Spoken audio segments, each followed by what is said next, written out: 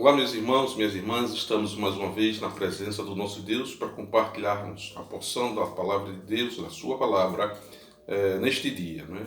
E sabendo que este é mais um dia que fez o Senhor, alegremos-nos e regozijemos-nos nele, né? Queremos dar a nossa saudação para todos vocês que acompanham o canal Obed Ferreira, que prestigiam, não é? E isso nos enche o coração, nos anima a continuarmos proclamando, compartilhando a palavra de Deus com vocês que nos acompanham, não é? Hoje continuaremos estudando o Evangelho de Jesus Cristo segundo Marcos, e o texto básico será o capítulo de número 13, onde nós acompanhamos alguns temas importantes, como por exemplo o sermão profético, o princípio das dores, a grande tribulação, uma parábola da figueira, a exortação à vigilância, não é? A vinda do Filho do Homem. São temas importantes, não é? Mas gostaríamos de destacar, não é, que este vídeo, né, essas lições, esses estudos são resumidos por conta do tempo, né? Nós não convém que esses vídeos sejam muito longos, então normalmente nós resumimos, né, as discussões apenas dando pinceladas de pontos mais importantes ali no estudo, na avaliação, análise do texto, de modo que nós compartilhemos da palavra de Deus, né?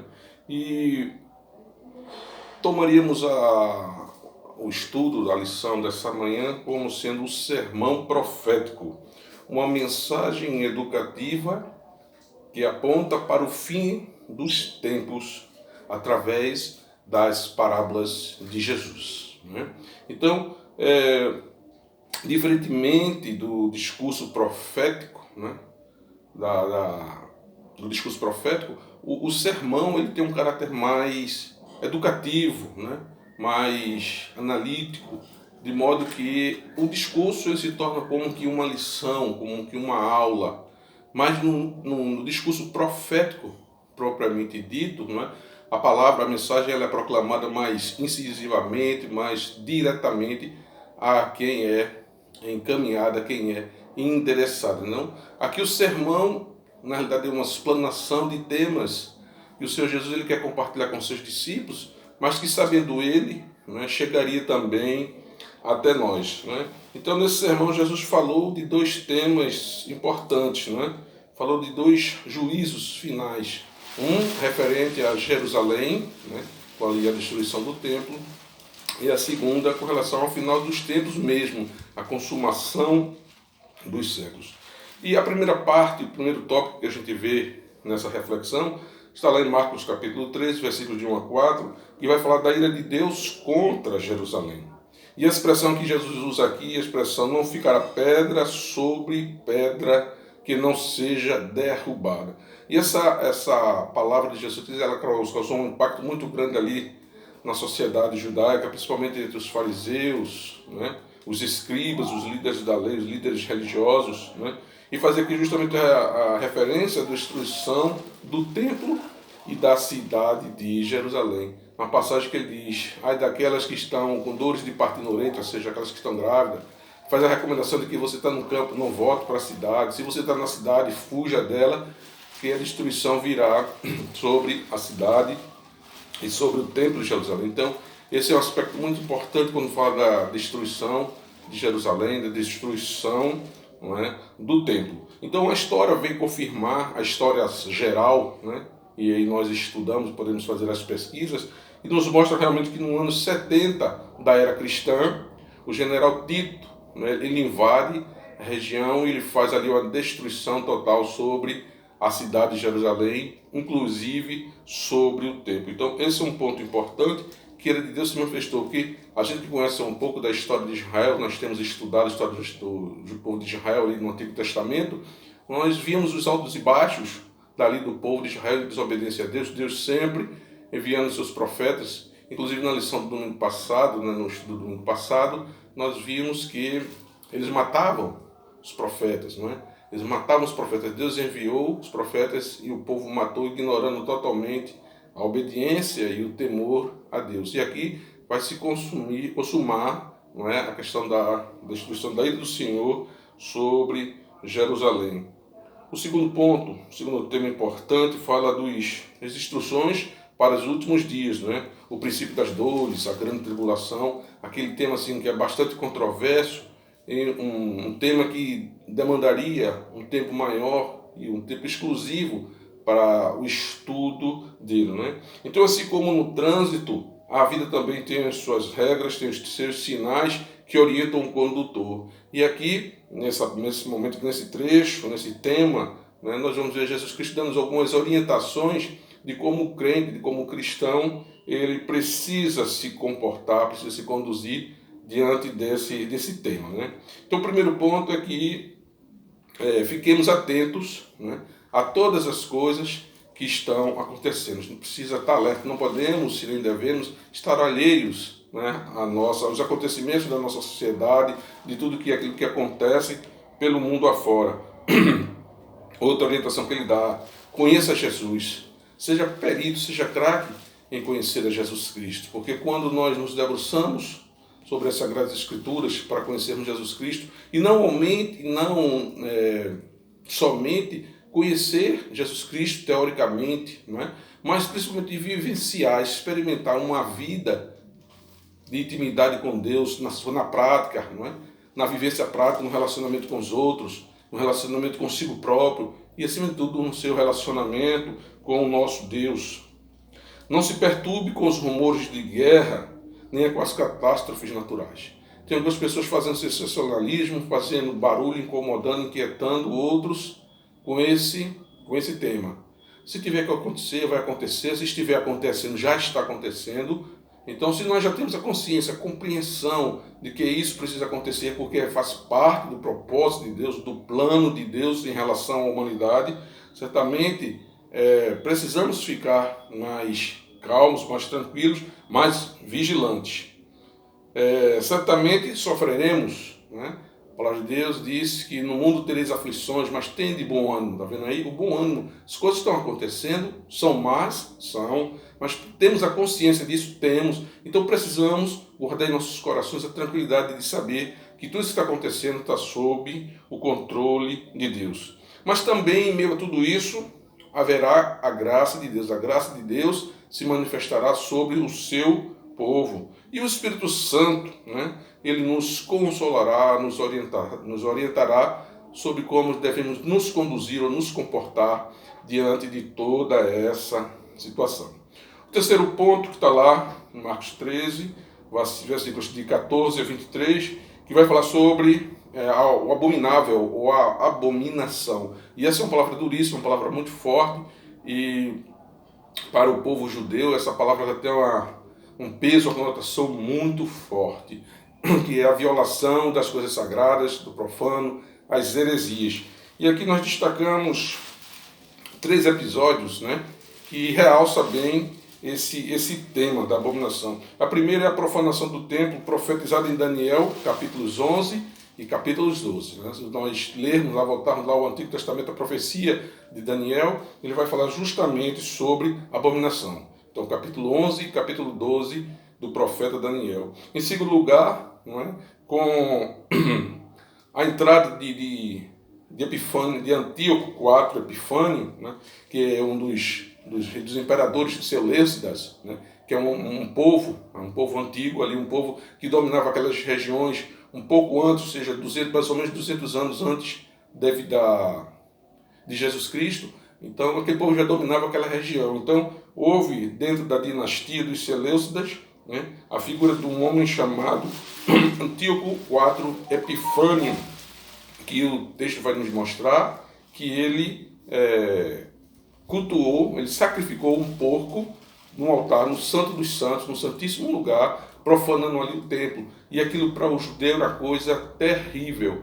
De sorte que esse é o primeiro episódio, a primeira profecia que se cumpre aqui, que é justamente a abominação que se abateu sobre Jerusalém e, em particular, sobre o templo. E em terceiro lugar, com a chegada do general Tito, né, no ano de 70 depois de Cristo, ou poucos anos depois da morte de Jesus Cristo, e aí vem ali, domina Jerusalém, destrói toda Jerusalém, destrói toda a cidade, justamente por conta de revoltas que o povo de Israel estava operando contra o domínio romano ali na região. Então, para sufocar aquela rebelião, né, o general Tito foi colocado à disposição para fazer aquele ataque na cidade, fazer aquela destruição. E foi uma carnificina terrível, né, que nós podemos acompanhar isso através dos livros de história, né, da história secular, que nós falamos da história bíblica, da história do povo de Deus, né,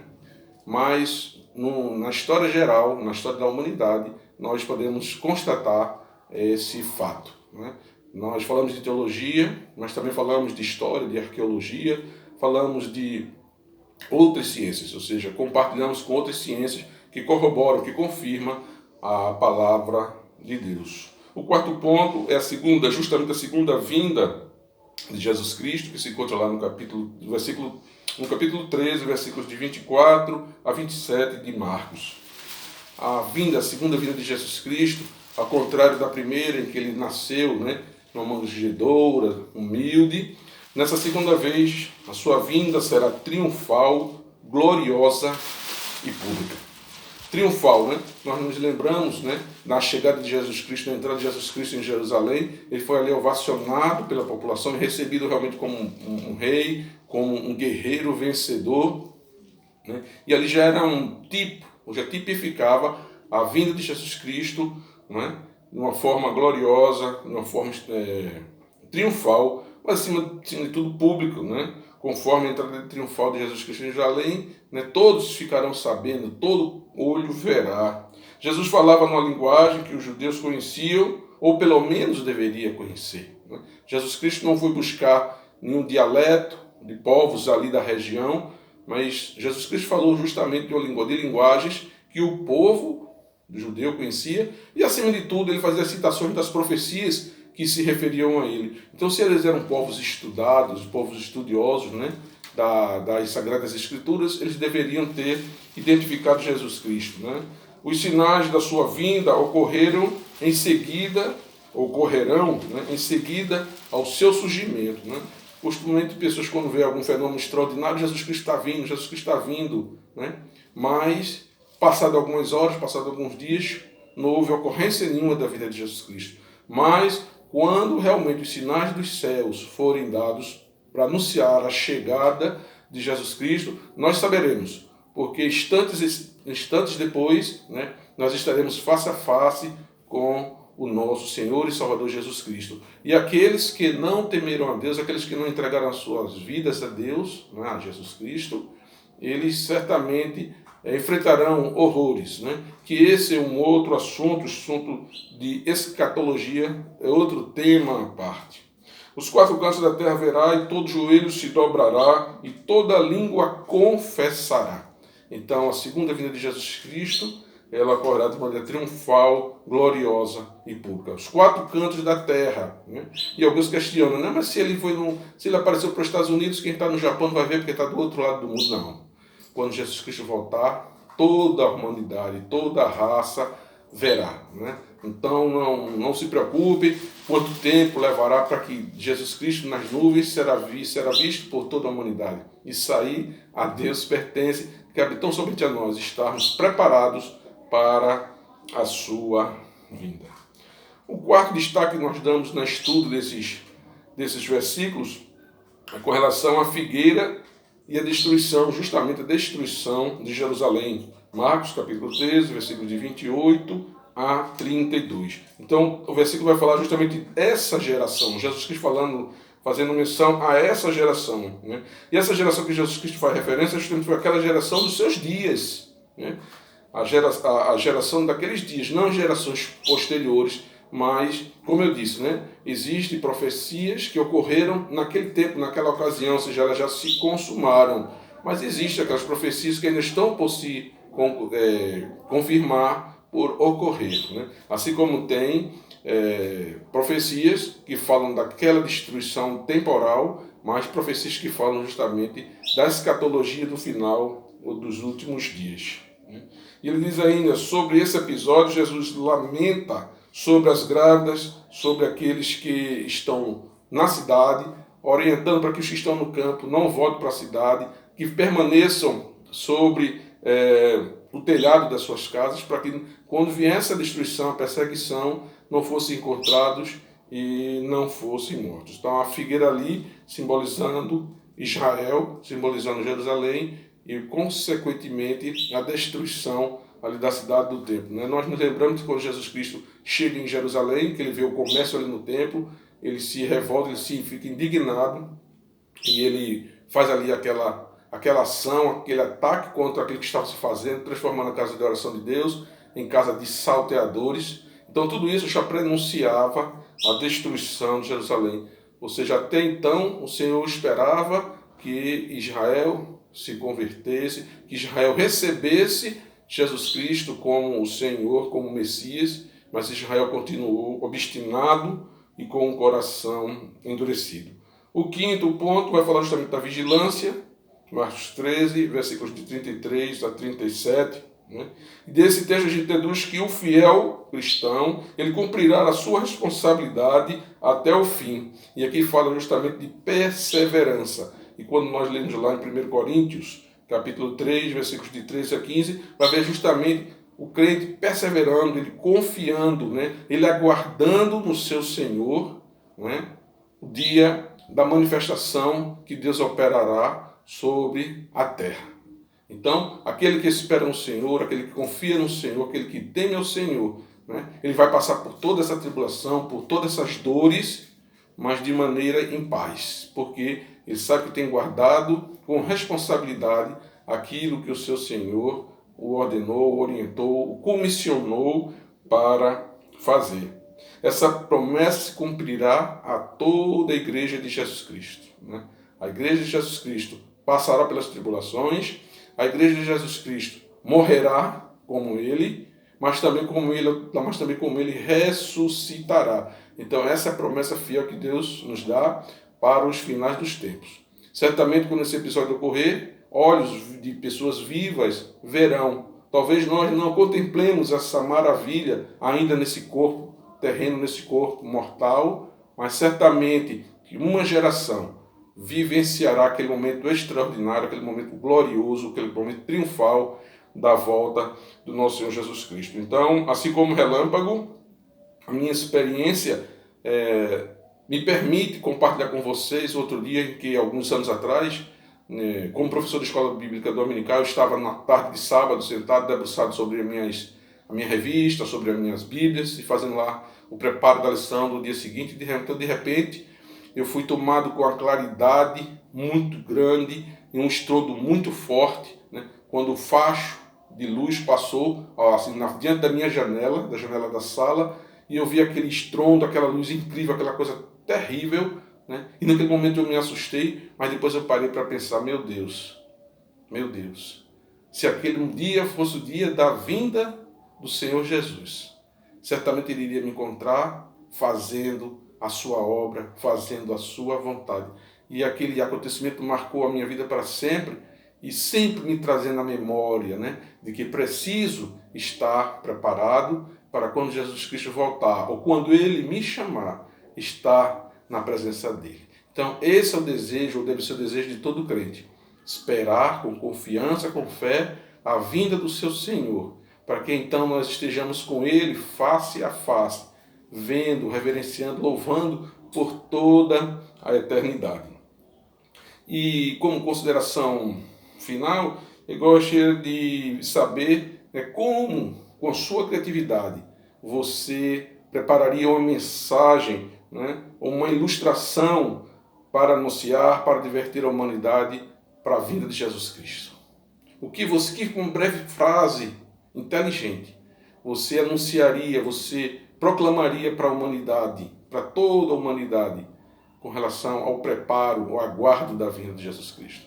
Pense nisso, defina essa frase, para que você, tendo em seu coração, tendo em sua mente, seja mais um proclamador fiel das palavras, dos ensinamentos de Jesus Cristo, tá certo? Então precisamos estar preparados para dar explicação da razão da esperança que há em nós. Chegamos ao final de mais esse estudo, agradecendo a Deus por mais essa oportunidade de compartilhar com você essa breve reflexão. Oremos. Senhor, nosso Deus, nosso Pai, louvado e exaltado seja o teu nome, Senhor. Muito obrigado, Senhor, porque em meio a toda a tribulação que acontece pelo mundo afora, o teu povo, Senhor, está firmado na tua palavra, consciente, ó Pai, das dificuldades, das perseguições, das tribulações que haverá de se abater e que tem se abatido sobre o teu povo. Mas o teu povo, Senhor, tem permanecido fiel, Pai, diante de ti. Somos falhos, ó Pai, cometemos nossas falhas, mas reconhecemos, ó Pai, que Tu és Deus, que Tu és o único e suficiente Deus de nossas vidas. O Senhor que por nos amar enviou o Teu Filho Jesus Cristo para nos resgatar, Pai, das garras do pecado. Perdoa-nos, ó Senhor, as nossas falhas e ajuda-nos, ó Senhor, a permanecermos firmes. Fica, pois, conosco, em nome de Jesus Cristo. Amém, Senhor. Pronto, chegamos mais um final, de mais um estudo, de mais uma reflexão sobre a palavra de Deus, desejando, que o Senhor continue à nossa frente, à nossa dianteira, conduzindo este rebanho que Ele conquistou através do sangue, do sacrifício do Seu Filho Jesus Cristo. E que nós guardemos em nossos corações e nossas mentes a importância de permanecermos firmes e fiéis, com verdadeiros baluartes, defensores da fé e da palavra de Jesus Cristo. Fiquemos todos na presença do nosso Deus, agradecendo a Ele. Lembrando que, permitindo Deus, no próximo domingo, na próxima semana, estaremos mais uma vez aqui com vocês, compartilhando. E se por acaso nós nos encontrarmos, certamente Deus já nos arrebatou para a sua glória, para o céu celeste, de forma que nós gozaremos a eternidade na presença do nosso Deus. Fique, pois, todos na paz do Senhor e até o próximo domingo.